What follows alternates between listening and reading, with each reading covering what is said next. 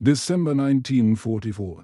The winter came early that year, and it came hard. Snow clung to the ruined villages of Western Europe like a burial shroud, settling into shattered rooftops, broken church towers, and the frozen tracks left behind by retreating German armor. The war was supposed to be ending.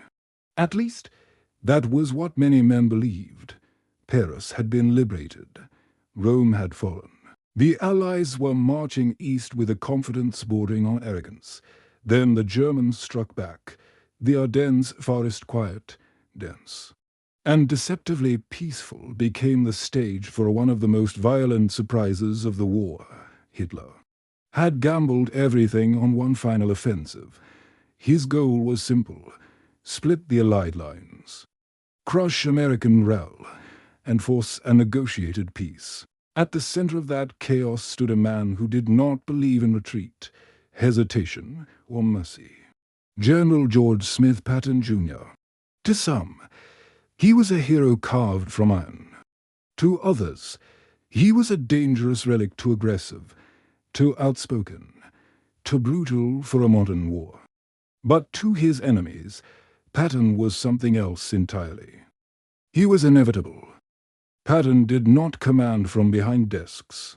He moved constantly, riding in open jeeps through artillery fire, slubbing dust from his ivory-handled revolvers as if daring death itself to try harder. He believed war was not a tragedy, it was a contest of will, and the man with the stronger will deserved to win. He said it openly. War is not meant to be humane. By late December, American forces had begun retaking ground lost during the initial German breakthrough. Small towns, crossroads, and fortified villages changed hands at a horrifying pace. Prisoners were taken. Lines collapsed, then stabilized, then collapsed again. It was during one of these advances near a battered crossroads town whose name history barely remembers that Patton encountered a German commander who would make the worst mistake of his life.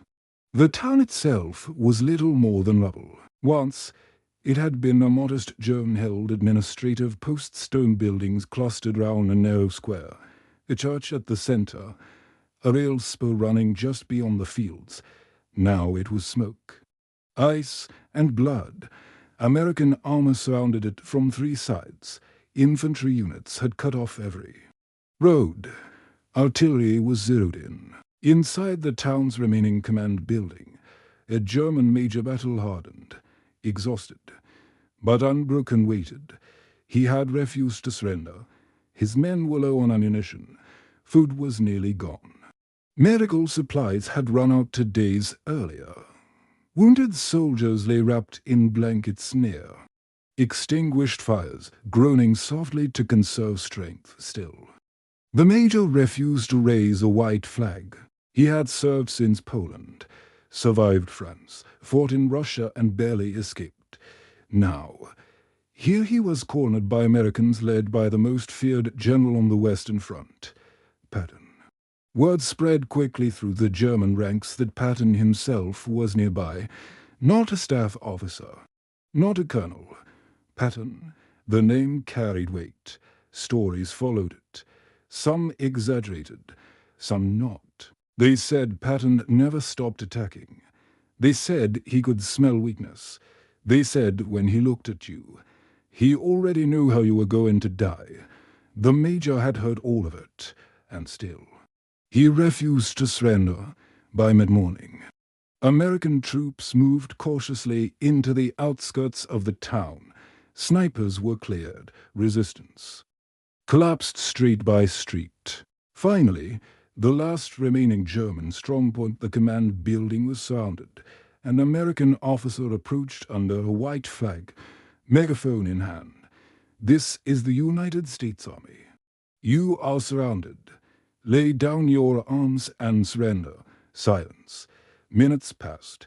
Then a German officer emerged slowly from the doorway. His uniform was immaculate despite the battle. His boots were polished. His cap sat perfectly on his head. He walked forward alone. American soldiers raised their rifles. The German officer stopped, lifted his chin, and spoke calmly in accented English.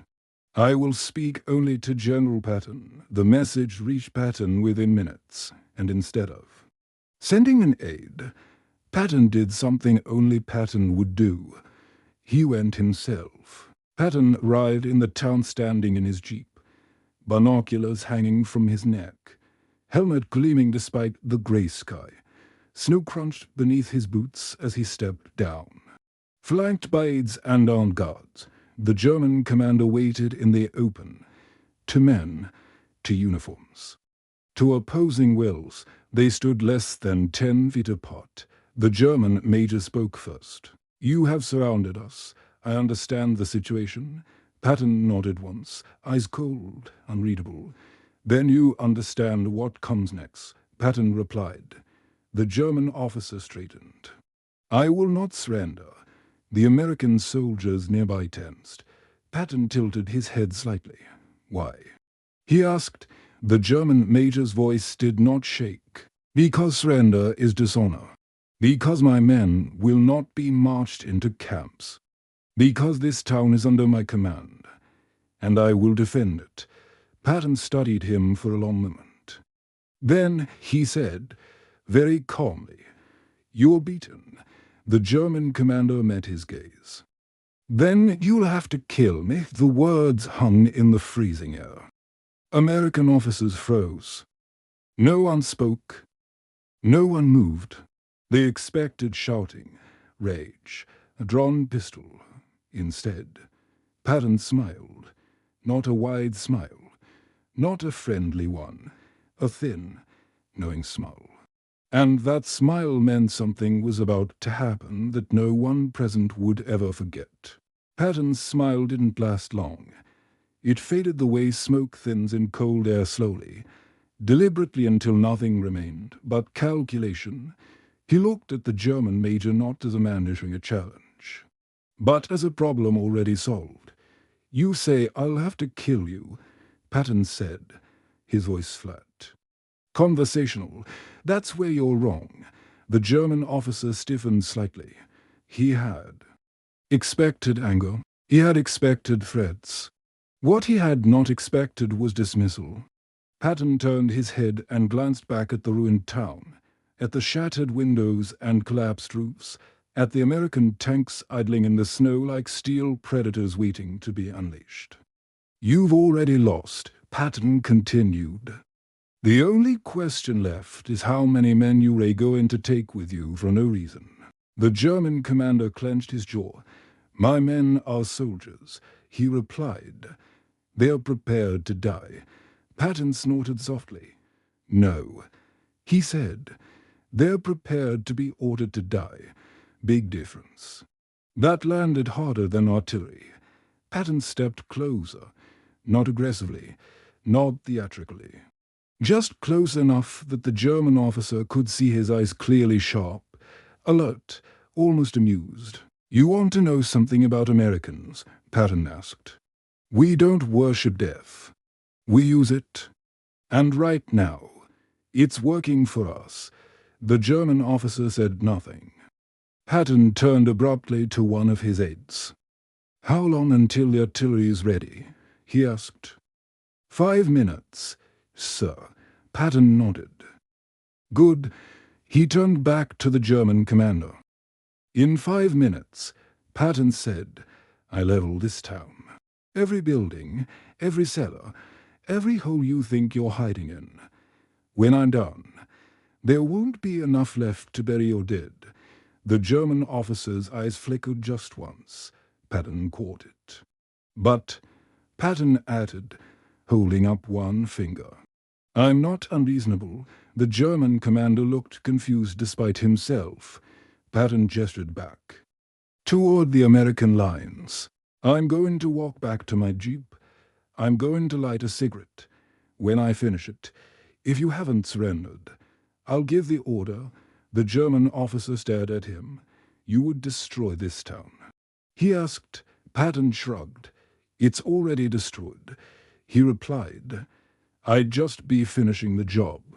Then Patton leaned in slightly and lowered his voice. And here's the part you don't understand.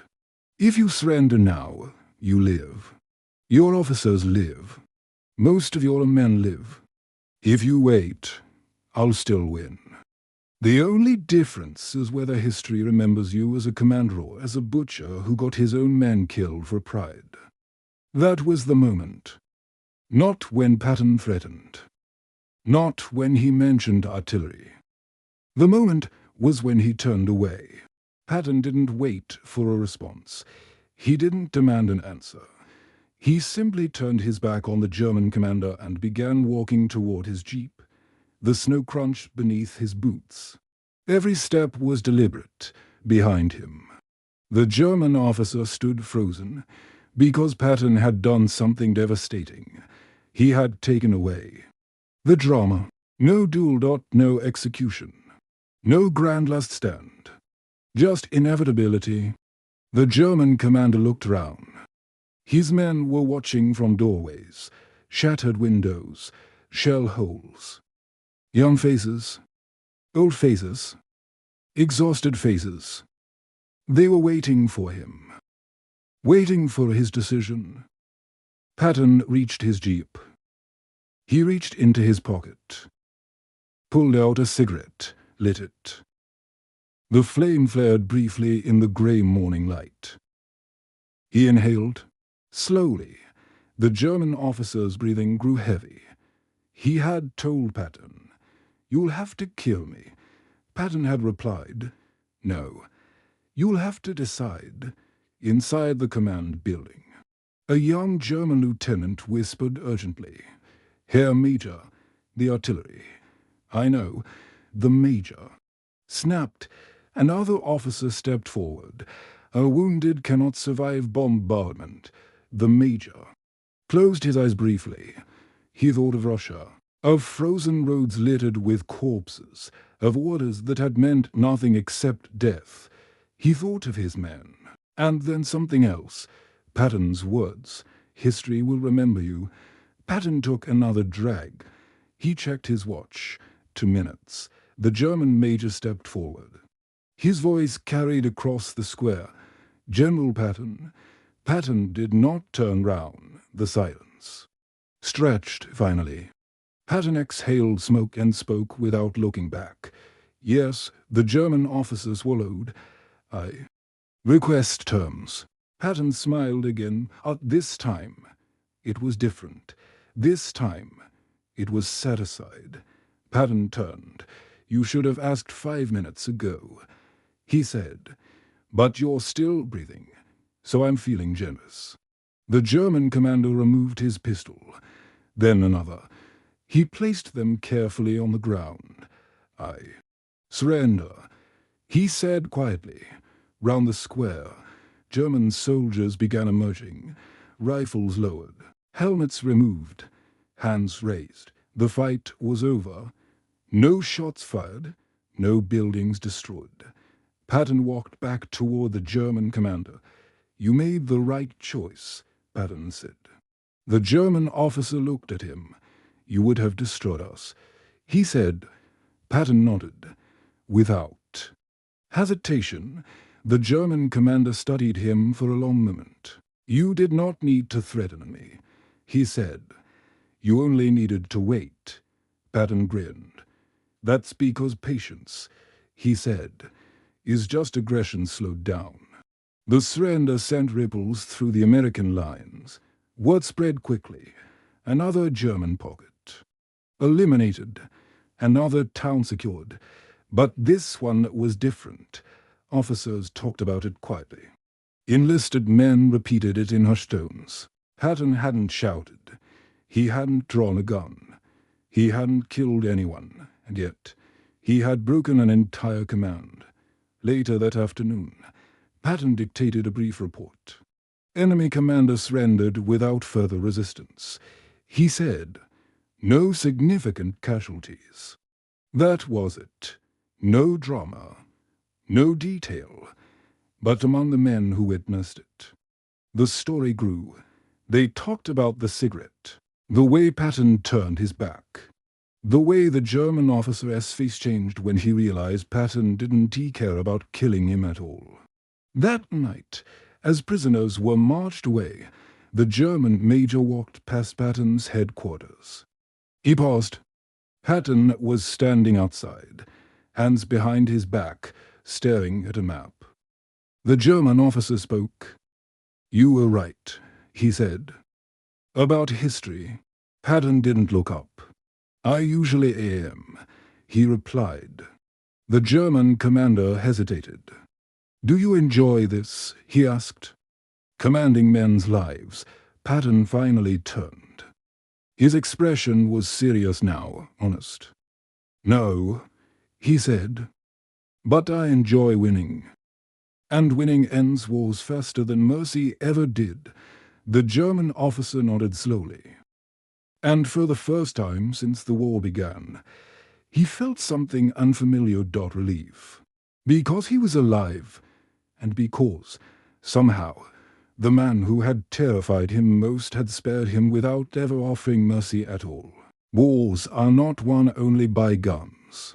They are won by fear, by timing, by belief, by what soldiers think will happen before the first shot is fired. And by the winter of 1944, Georges. Patton had become something more than a general to the German army. He had become a rumor. The surrender at the ruined crossroads town spread faster than any official report. Not through radio transmissions or command briefings, but through whispered conversations between exhausted men huddled in frozen foxholes. A town that should have cost hundreds of lives had fallen without a single shell fired. Patton had been there. That detail mattered. German soldiers talked about it quietly at first, as if saying his name too loudly might summon him. Some swore they had seen him in places he never visited. Others claimed entire battalions surrendered simply because his tanks were rumored to be nearby. The truth didn't matter. What mattered was belief, and belief was spreading.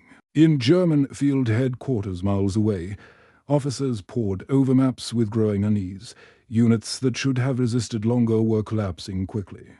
Defensive lines were folding with alarming speed. Interrogations of captured soldiers revealed the same phrase over and over.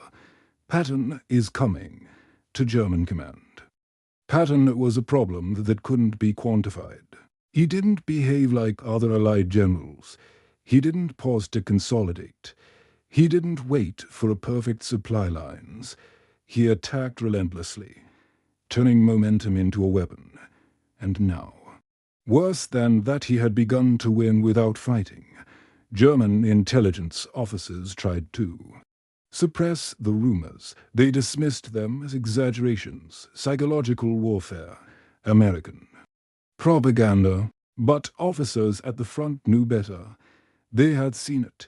In one sector, a German company abandoned a fortified position overnight, not because they were outgunned, but because they believed Patton's armor would arrive by morning. It never did. Another lied. Unit took the position instead, confused to find it empty. In another instance, a German battalion commander surrendered after receiving a false report that Patton's Third Army was encircling him. The report was wrong. Patton was 70 miles away. It didn't matter. Patton understood this effect better than anyone. He encouraged it. He moved constantly, unpredictably. His headquarters changed locations frequently. He allowed exaggerated stories to circulate unchecked. He made sure prisoners knew who commanded the forces they were facing. When Patton advanced, he did so loudly. Columns of armor rolled in daylight. Artillery fired aggressively even when unnecessary. Recon units pushed far ahead, creating the illusion of overwhelming strength.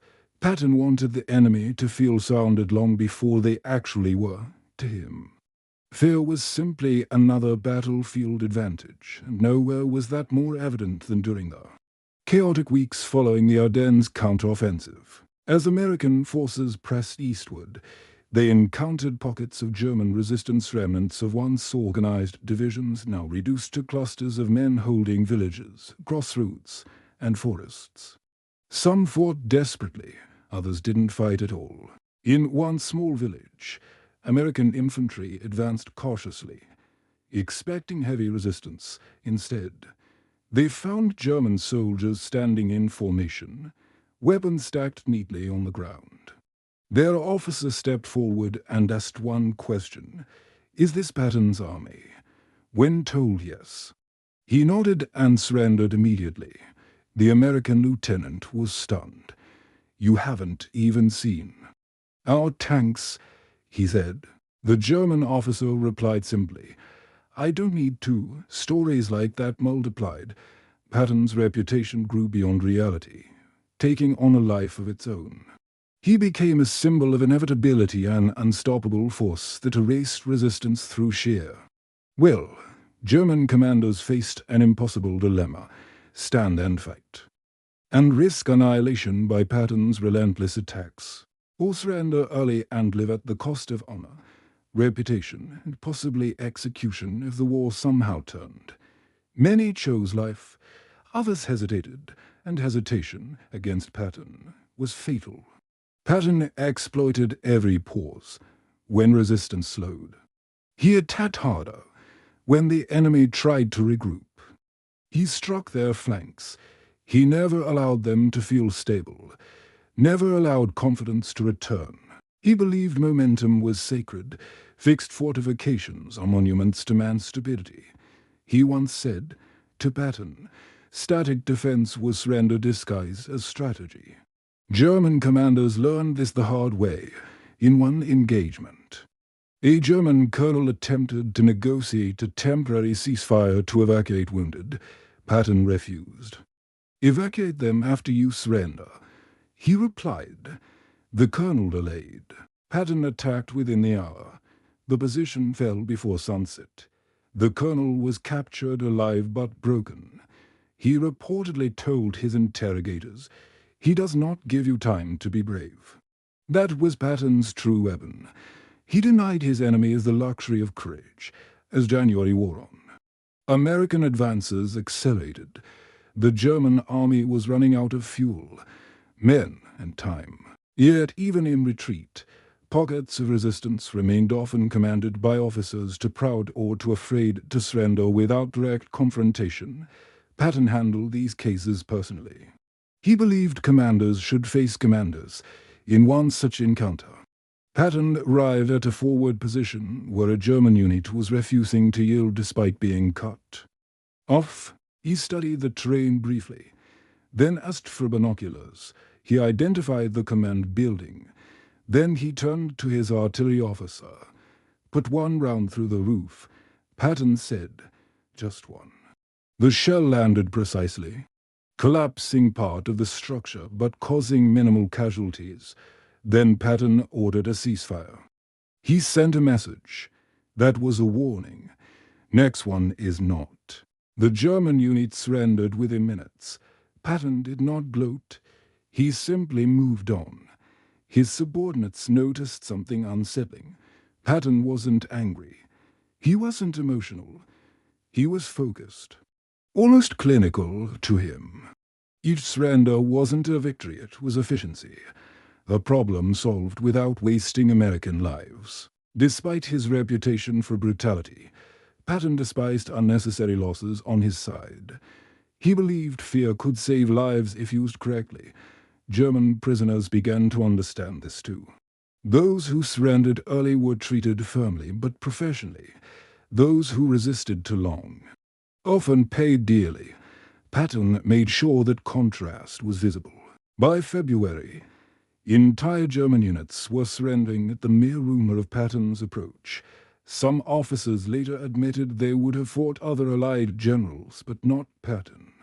"He fights like he's offended by your existence," one prisoner said, among American troops. Patton's legend became a source of pride. Men believed they were serving under the best, the fastest, the most feared commander in Europe.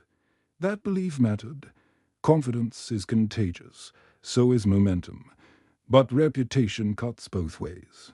As Patton's myth grew, so did scrutiny from his own side.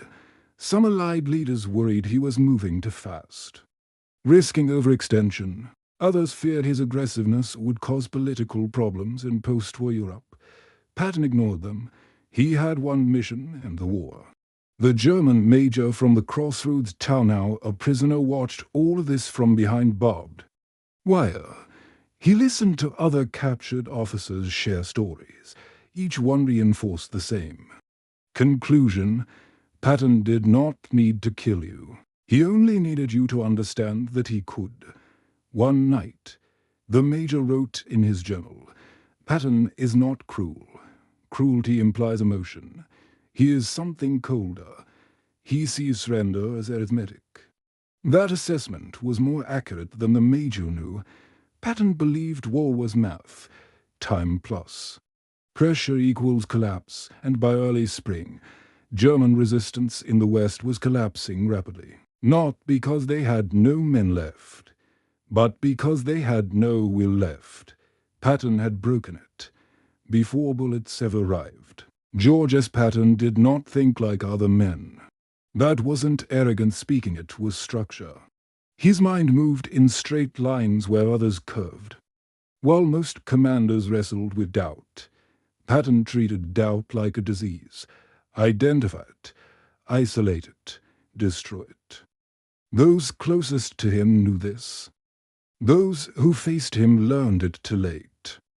Patton believed he had been born for war. Not metaphorically, literally. He spoke openly of reincarnation, of having fought in ancient battles, of recognizing terrain as if he had bled on it centuries before. Many dismissed it as eccentricity.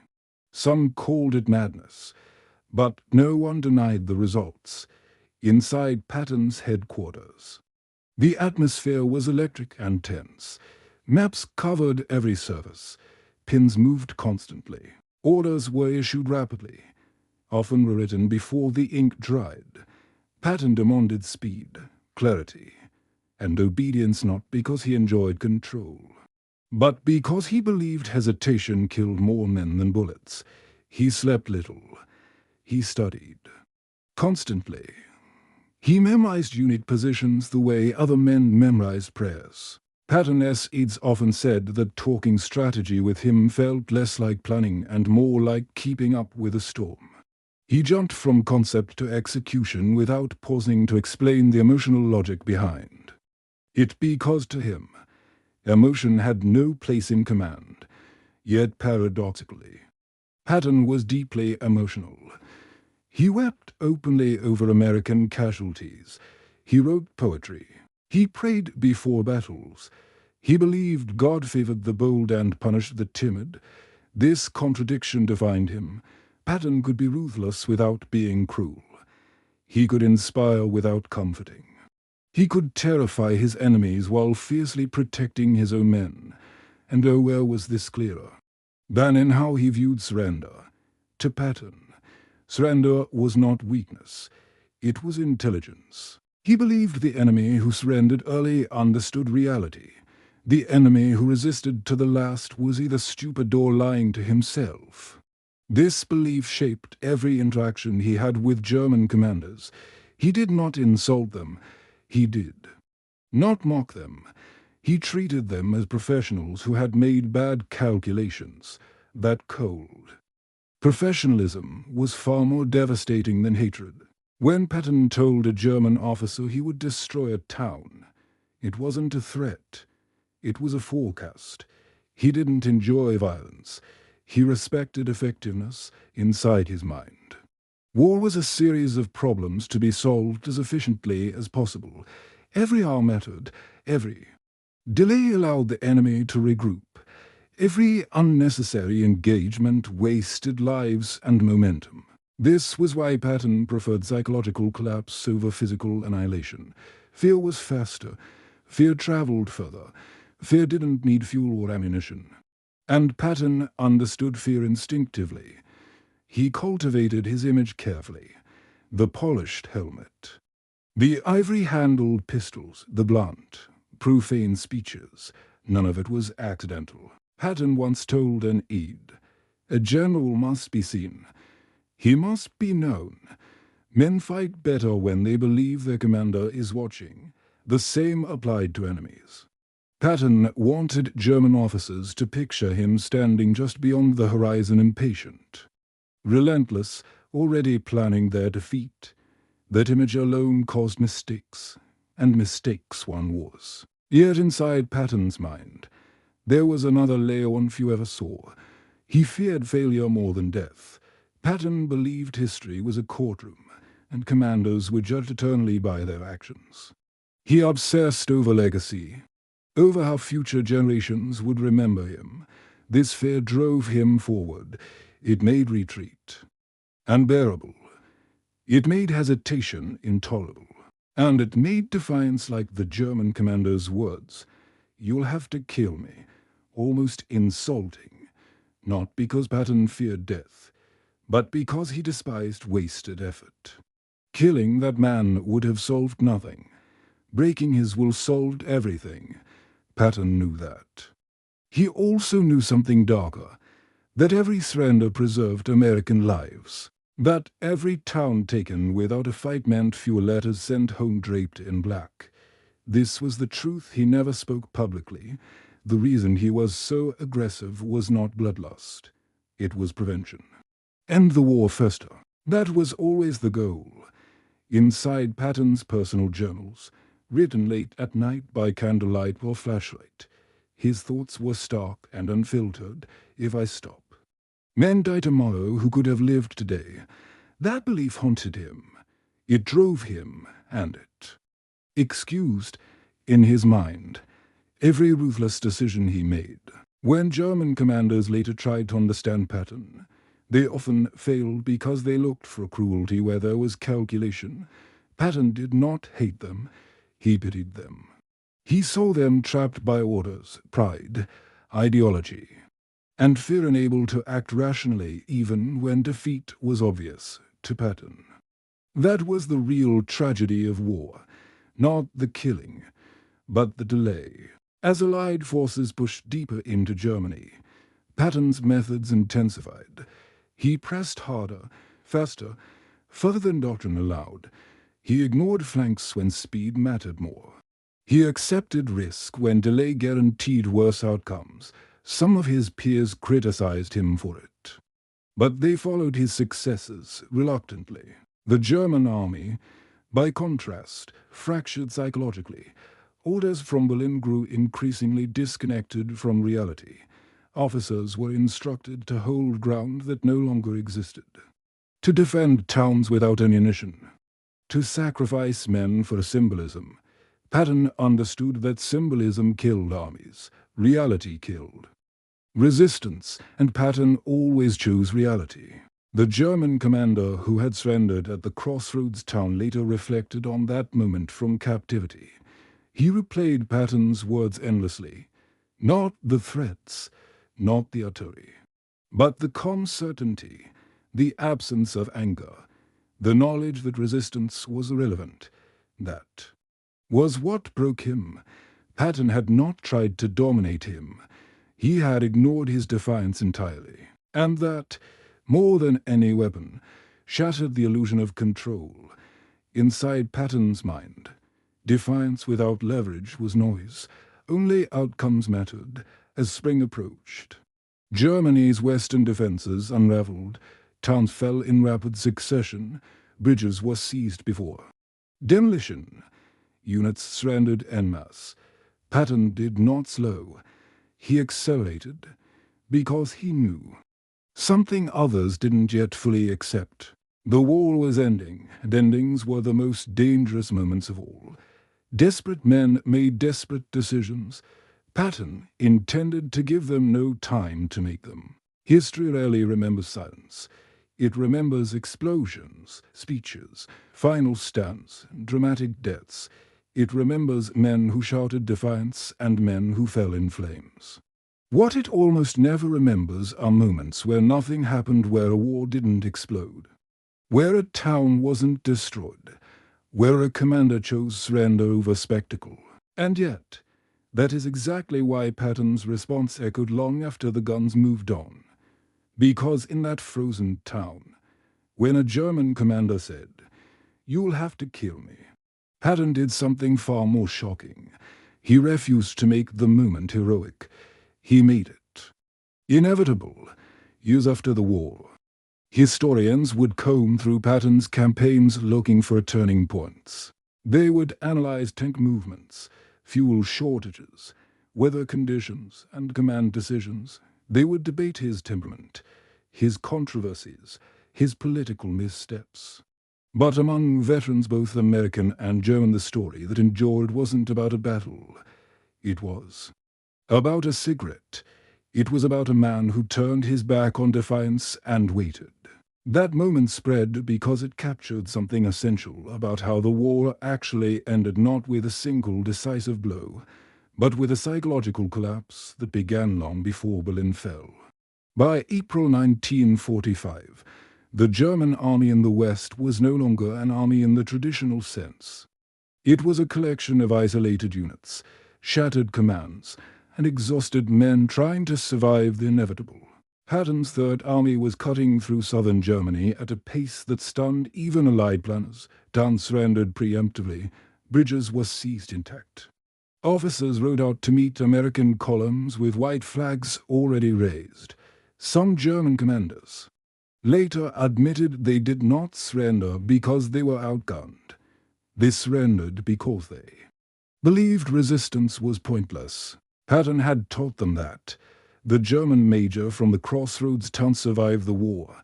He spent months in captivity, then returned to a Germany that no longer resembled the nation he had sworn to defend.